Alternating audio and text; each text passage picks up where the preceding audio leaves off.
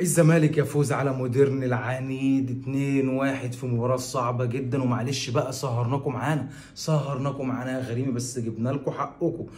الزمالك وموديرن، الزمالك ما ينفعش يعدي ماتش بالسهل كده من غير اثاره، من غير سسبنس، من غير ما يرفع ضغط جمهوره ويعلي الادرينالين وضربات القلب تزيد. لا، الماتش كان هيبدا سهل، جبنا جون في الاول، كمل على كده، هات التاني هات التالت. لا، لازم نرجع ندافع. مش عارف ليه غيتنا كنادي الزمالك ان انت بتلاعب موديرن، امال لما تلاعب بيراميدز ولا الاهلي ولا المصري ولا البنك الاهلي، الفرق اللي هي عندها هجوم قوي قوي، لعيبه نص ملعب اقوياء قوي، هتعمل معاهم ايه؟ انت بتجيب جون بترجع تدافع بشكل غريب قوي، مبالغ فيه حرفيا. انت الشوط الاول كله ما فيهوش حاجه غير الهدف العالمي بتاع اللاعب البرازيلي الاصلي اللي هيرقصها صنبه واللي هيجي على سكته يتحمل اذيته. لعيبه موديرن النهارده ما لقيتش حل غير ان هي تقعد تضرب فيه بطريقه غشوميه عشان تخوفه. الواد الله اكبر عليه، سيبك بقى من فنياته ومهاراته والكلام ده كله، الواد عامل حاله. الواد نزل الملعب تحس ان هو من ابناء الثالثه يمين، من ناشئين نادي الزمالك، من 100 عقبه حاجه كده، تحس ان هو متربي في نادي الزمالك. الواد رايح للجمهور. بس انا زعلت بصراحه لما قلع التيشيرت. انذار مجاني، هنحتاجك. ممكن انذار زي ده يتسبب ان انت تغيب عن ماتش مهم زي الاهلي، زي بيراميدز، زي المصري. فبلاش الانذارات اللي هي المجانيه دي. يا عم انت زي الفل، والواد حبوب، والواد ده عامل حاله مع الجمهور، والواد دخل في الاجواء بسرعه وحاجه بصراحه اللهم صل على النبي عليك. بس الزمالك زي ما قلنا من ماتش سيراميكا فوز، بس الاداء ما يطمنش. المقاولين اكدنا على الكلام وقلنا الزمالك ما يطمنش. النهارده في ماتش موديرن برضك فوز، بس الاداء ما يطمنش. الزمالك بيدافع بطريقه مبالغ فيها بعد ما بيجيب جون.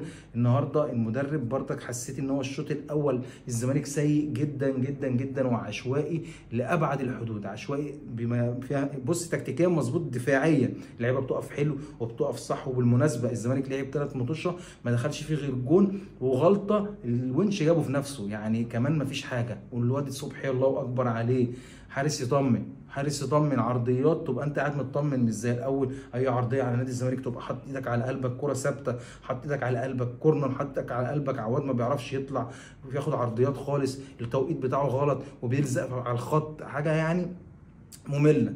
عمر جابر برضك النهارده لازم نتكلم عن عمر جابر، مع احترامي لعمر جابر وحب لعمر جابر، بس عمر جابر سلبي سلبي لابعد الحدود. هو بيدافع كويس وبيتمركز في الحته الدفاعيه كويس وبيعمل التغطيه العكسيه كويس، بس الحته الهجوميه عنده ضايعه. الواد بيجي له كور سهله قوي ان هو يعمل عرضيات حلوه، مفيش عرضيه عشان يعمل تكمله هجوميه، مفيش واحد على واحد، ما بيرقص. طب ايه يا عمر يا جابر، انت بس اخرك نص. طب نعمل ايه؟ طيب نجيب باكين جنب بعض نلعبهم ولا ايه؟ الزمالك محتاج باك يمين. النهارده برضك عبد الله السعيد لما لعب في مركز 8 معلم، زي ما جوميز كان بيلعبوا كده 8. الواد معلم لما بيلعب 8 ويقف في نص ملعب ويكشف الملعب ويرفع عينيه ويعمل بقى السروهات. النهارده هو اللي صنع الجون الاولاني وعامل لك شويه سروهات عنب وبيوصل اللعيبه، حرفيا رمانه ميزان نادي الزمالك. النهارده ناصر ماهر عمل ماتش حلو قوي. ناصر ماهر عليه فنتات ودوران وحاجات، بس عمل حاجه بقى كانت، قلت لو الزمالك اتعادل الماتش ده كان هيبقى بسبب ناصر ماهر. الكره اللي جات له الشوط الثاني الانفراد جنب اخوان الفينا فاضي خالص، لو حط له الكره بالعرض هيخش بيها الجون، هتضمن الجون الثالث مليون في المية. لا، يعمل ايه ناصر ماهر؟ لا، يقوم حاططها لك ار2 تطلع بره. طب يا عم اضمن، خليك في المضمون. ده النتيجه 2-1، افرق بثلاث اربع تجوان بعد كده اطمع. مش ما فيهاش حاجه لو طمعت وانت ضامن النتيجه 100% وفارق بجونين ثلاثه. لا، برضك يانيك فيريرا عمل تريكايه حلوه قوي الشوط الثاني. لو لاحظتوا ان اخوان الفينا الشوط الثاني ساب الخط وبقى يخش لجوه ويخش لقلب الملعب، لدرجه ان هو بقى يوصل لحد، مش اخوان الفينا، بنزا ساب الخط وبقى يخش لحد قلب الملعب ويوصل لاخوان الفينا. وفي نفس الوقت اخوان الفينا عمل نفس الحركه، بقى يخش لقلب الملعب، والاثنين بقوا يشتغلوا مع بعض. ولما اشتغلوا مع بعض جبنا الجون الثاني 1-2. الواد بنزا رغم ان هو شايط الكره وحشه وبتاعت ابو جبل وغلطه ابو جبل، بس الواد الاستلام بالدوران خرج المدافع بره اللعبه، خلى المدافع في ظهره، المدافع خاف يلمسه عشان ما ياخدش ضربه جزاء، فسابه يشوطها فجت جون. النهارده تغييره كانت حلوه قوي وكانت صح برضه، خروج محمد شحاته النهارده ما كانش في حالته تماما تماما تماما. فخروجه ونزول دونجا ظبط لك نص ملعب. وبالمناسبه الناس اللي بتهاجم دونجا، الثلاث ماتشات اللي لعبهم دونجا لحد دلوقتي انا شايف ان هو من احسن اللعيبه في نادي الزمالك، وبيعمل كل اللي هو عليه وبيقطع الكره احسن ما يكون وفي روح وبيباصي حلو.